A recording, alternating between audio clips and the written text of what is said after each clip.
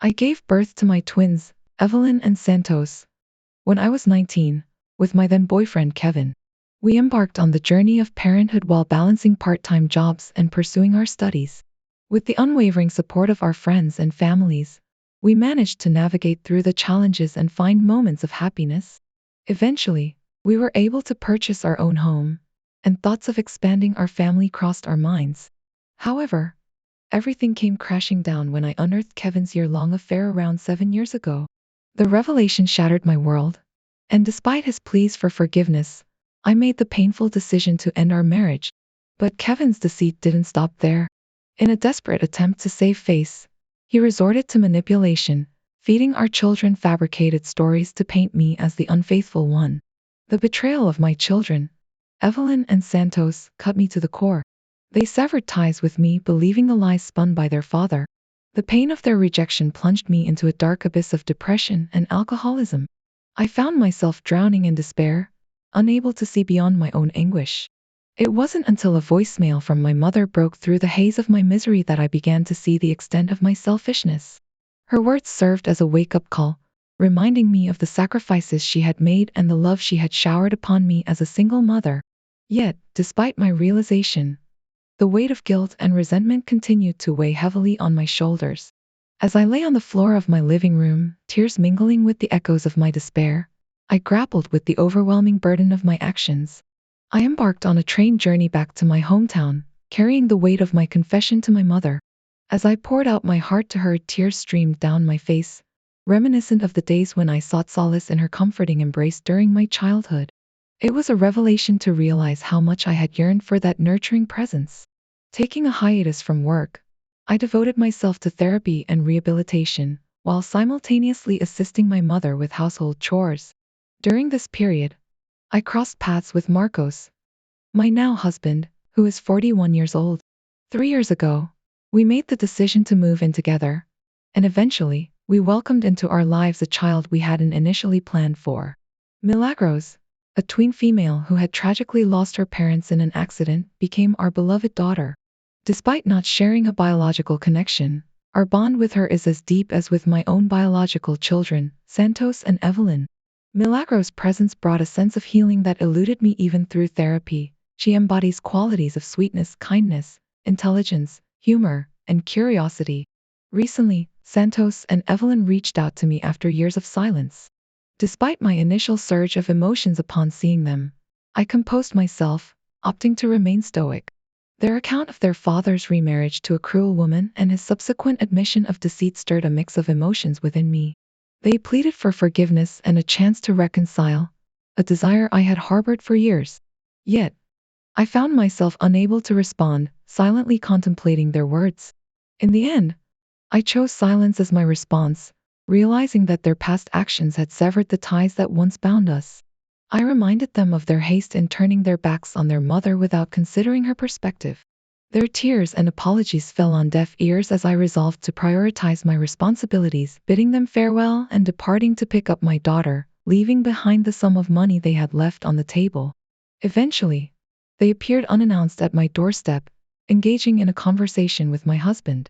I was surprised by Marcus's unexpectedly warm reception toward them. After considerable contemplation and discussions with my closest confidants, my mother and husband, I came to the realization that I needed to confront the situation head-on. In an endeavor to seek reconciliation, I extended an invitation for Santos and Evelyn to visit our home, ensuring that my husband would be present during the discussion. I expressed regret for my previous outburst and acknowledged the pain they were experiencing. Yet, deep-seated feelings of resentment lingered within me beyond my control.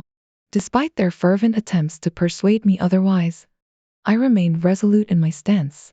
As a gesture of goodwill, I offered them to envelopes filled with cash, hoping to compensate for the lost years. I affirmed my love for them but also made it clear that I wished for them to exit my life. Though their emotions ran high and they attempted to plead their case, I stood firm in my decision. My husband politely intervened, urging them to respect my wishes and refrain from further contact. In the solace of his embrace, tears flowed freely, a mixture of relief and anguish. Despite their persistent efforts to sway my decision, including seeking support from my mother, who had been disregarded by them in the past, I remained steadfast. Some of my friends criticized my reaction, suggesting that Santos and Evelyn were merely young adults who had made a mistake. While I understood their perspective, I couldn't overlook the profound impact of their actions, which had brought me to the brink of despair. Though I longed to release the burden of resentment, it remained an unyielding force within me. Am I wrong for refusing to forgive my kids? Not necessarily, but right now, you need to prioritize your own well-being and peace of mind. Your life was appended, and your family turned their backs on you. It's evident that you're still grappling with the trauma of it all. People who've endured such immense suffering often need time to find peace, regardless of who contributed to their pain. Your children were deceived and manipulated by their father, resulting in them alienating you. While they were indeed lied to and used, they're also victims in this situation. It's unfair to expect them to meet your needs when they themselves have been through a traumatic experience. Parental alienation is a real phenomenon, and children can become unwitting pawns in the games played between parents. Regarding the main issue at hand, it's entirely within your rights to choose not to have contact with them. However, holding your teenage children accountable for your past actions may not be entirely fair. While their betrayal started when they were 14, the mistreatment persisted over the years. They can only respect your current wishes and refrain from contacting you. As for their attempts to reach out, it's possible they're seeking solace or reconciliation, especially if they're still living with their father and stepmother. However, their persistence despite your initial refusal may come across as pushy. They need to understand and accept your decision, even if it's difficult for them. In another scenario, my brother and sister-in-law have two daughters, Bria, a younger tween from my brother's previous relationship, and Leah, a teenager from my sister-in-law's previous relationship. However, my sister-in-law consistently seems to favor her daughter over Bria. When someone praises Bria, it's almost obligatory to extend the same praise to Leah, lest my sister-in-law becomes incensed. It's become a constant irritation. Take, for instance, the incident when I remarked on Bria's stunning appearance as she was getting ready for a party. Without fail, my sister-in-law interjected, insisting that Leah was equally gorgeous. Fed up with this relentless pattern, I finally snapped and spoke my mind. I asserted that Leah wasn't as stunning as Bria, much to my sister-in-law's shock and dismay. She accused me of being insensitive and questioned my judgment, but I stood by my words. I explained that I was simply being truthful. If my sister-in-law wanted validation for Leah's appearance, she should offer it herself, rather than expecting everyone else to do so. However, upon reflection, I realized my approach was flawed. While I may have had legitimate grievances with my sister-in-law's behavior, I shouldn't have taken it out on Leah. As a teenager, Leah is particularly vulnerable to such comments, and my words could have inflicted serious damage to her self-esteem. It's unfair to make her the collateral damage in my ongoing issues with her mother. Furthermore, upon introspection, I acknowledge that my interactions with Bria and Leah have been imbalanced. I've inadvertently favored Bria with compliments and attention, while largely overlooking Leah. This differential treatment may have exacerbated tensions within the family dynamic. In hindsight, I recognize the need for a more empathetic and constructive approach to resolving conflicts within the family. Rather than retaliating against my sister-in-law through Leah, I should strive to address our issues directly and encourage a more equitable distribution of affection and recognition between the two girls.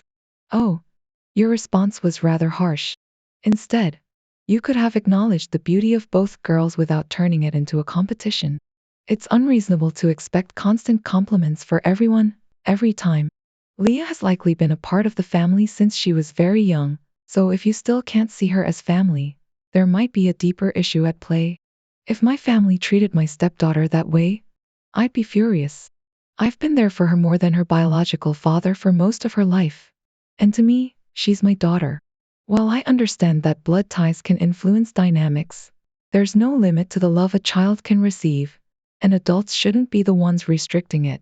I feel sorry for the other niece because she's his niece, not their brother's stepdaughter. I, Jenna, am 32 years old and have a teenage son named Jason. I've raised him on my own, striving to instill in him good values and character. He had a lovely girlfriend named Sophia, whom I adored as if she were my own daughter. Sophia frequently visited, and she always showed kindness to my son and me. Their relationship reminded me of my own high school romance with Jason's father, although that ended in divorce. I was taken aback when I overheard Jason on the phone with another girl in his room. Assuming it was Sophia, I went to say hello, only to discover it was his girlfriend.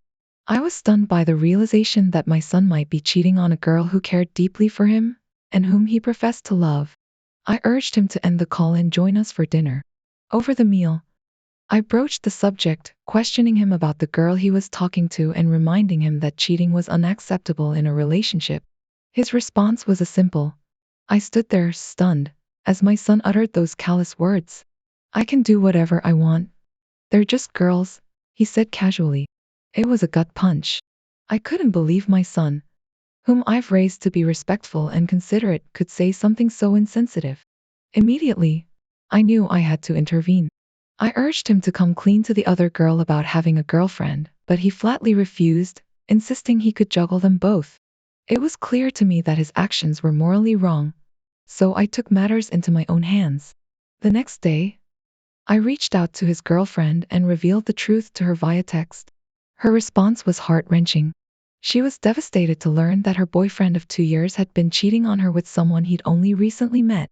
I felt a wave of guilt for her pain and apologized on behalf of my son. She expressed her gratitude for my honesty and made the difficult decision to end their relationship. I respected her choice and assured her it was the right thing to do. When my son discovered what I'd done, he was furious. He lashed out at me, but I stood my ground. I explained to him that his behavior was unfair and that his girlfriend deserved to know the truth. Despite his anger, I couldn't help but feel that he brought this upon himself. In the aftermath, I questioned whether I had handled the situation correctly. Was I an idiot for intervening? Some reassured me that I wasn't, but cautioned that as my son grows older, I should allow him more autonomy in handling his relationships. They emphasized the importance of nurturing his moral compass and guiding him toward healthy relationship behaviors. Concerns were also raised about the influences shaping his attitudes toward women, suggesting a need for open dialogue about the harmful messages he might encounter online. While I may not be able to control his internet activity, I can engage him in conversations about respect, empathy, and the true value of human relationships. Ultimately, this marks the second pregnancy for both my husband, age 22, and me, also 22. During our first pregnancy, I opted to have my grandmother present in the delivery room given that my own mother is not in the picture. However, this time around, my husband is adamant that his mother be present, a non-negotiable stance for him. Some background is necessary here. My mother-in-law has harbored animosity toward me since day one, believing that I've somehow taken her son away. Our relationship has been fraught with tension, leading to heated arguments fueled by her sense of entitlement and my own apprehension, often feeling sidelined in decisions that directly affected me. Her judgmental nature has always made me feel unwelcome and unaccepted. The latest incident occurred during Thanksgiving, when she showed up at our house clearly under the influence. I confronted her about it, insisting that such behavior was unacceptable, especially around our firstborn. This confrontation escalated when she repeatedly asked to take care of our child until Christmas, despite my objections. Frustrated, I lashed out, exchanging harsh words and escalating the conflict. Since then, I've made concerted efforts to mend our relationship, but progress has been minimal, largely due to her unwillingness to reciprocate. Despite my attempts, my mother-in-law remains obstinate, refusing to acknowledge her role in our strained relationship. Now, my husband insists on her presence in the delivery room despite our tumultuous history. It's a source of contention between us, as I struggle to comprehend his expectations given the circumstances. I find myself in a difficult situation because saying yes means enduring a potentially awful labor with someone who isn't supportive of me in such a vulnerable state. On the other hand, saying no might make my husband think I'm selfish because I didn't agree to his request. While I've had my way in the past in our relationship, my husband has been very supportive and hasn't asked for much. However, considering that I'll be the one physically giving birth, is it unreasonable for me to not want her there? What would you do? My husband has done everything he can to ensure my well-being and has been incredibly supportive throughout. He only asks for basic respect, which I admit I struggled with initially but have been working on. He's truly the best husband and doesn't tolerate anyone mistreating me or speaking ill of me. You're not wrong for not wanting her in the delivery room. The decision of who is present during labor and delivery is yours to make. Going through such a challenging experience with someone you're not comfortable with would only make it more difficult. Just make it clear to the nurses that she is not welcome, and they will ensure she stays away. However, it seems the larger issue here is the lack of support from your husband. This needs to be addressed before it causes further strain on your marriage. It's unacceptable for your husband to demand his mother's presence in the delivery room against your wishes, especially considering her drug problem. Labor and delivery nurses are experienced in handling such situations, so if she causes any trouble, they will handle it. But ultimately, your husband's insistence on this matter is the real problem that needs to be resolved.